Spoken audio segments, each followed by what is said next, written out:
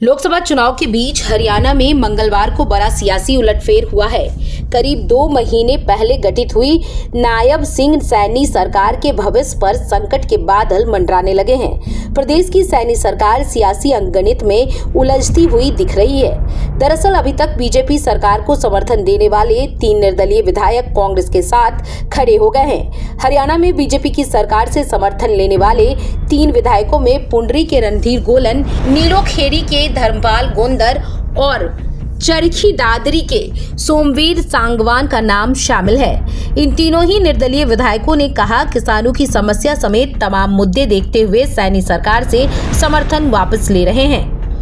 हरियाणा में 3 निर्दलीय विधायकों के समर्थन वापस लेने के बाद बीजेपी की सैनी सरकार का समीकरण गड़बड़ दिखाई दे रहा है। 90 विधानसभा वाले हरियाणा में अब मौजूदा स्थिति क्या है, उसे आंकड़ों के जरिए समझने की कोशिश करते हैं। जेजेपी के समर्थन वापस लेने के बाद सैनी सरकार को बीजेपी के 41 और गोपाल कांडा के अलावा 6 निर्दलीय विधायक समर्थन कर रहे थे, यानी सैनी सरकार के पास 48 विधायकों का समर्थन हासिल था। लेकिन अब राज्य में सियासी समीकरण बदल गए हैं। मनोहर लाल खट्टर और निर्दलीय विधायक रहे रणजीत चौटाला बीजेपी के सिंबल पर लोकसभा चुनाव लड़ रहे हैं।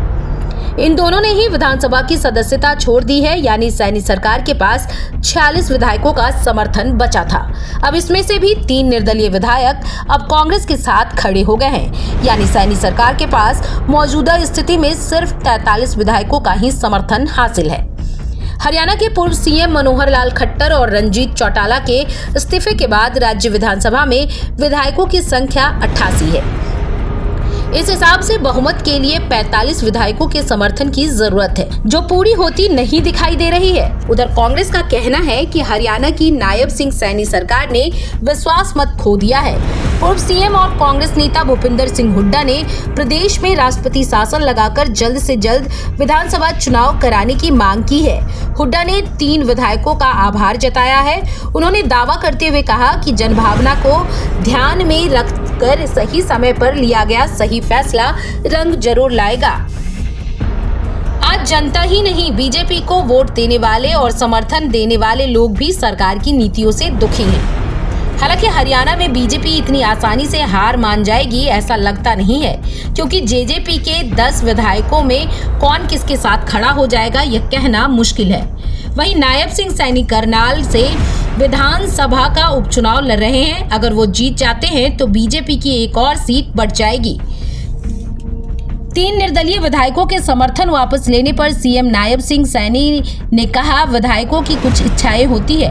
कांग्रेस आजकल इच्छाएं पूरी करने में लगी हुई है। लोग सब जानते हैं कि किसकी क्या इच्छा है। कांग्रेस को जनता की इच्छाओं से कोई मतलब नहीं है। हरियाणा को लेकर इससे पहले खबर आई थी कि बीजेपी को समर्थन देने वाले 4 निर्दलीय विधायक कांग्रेस के साथ जा सकते हैं, लेकिन जब रोहतक में प्रेस कॉन्फ्रेंस हुई तो सिर्फ 3 विधायक ही सामने आए।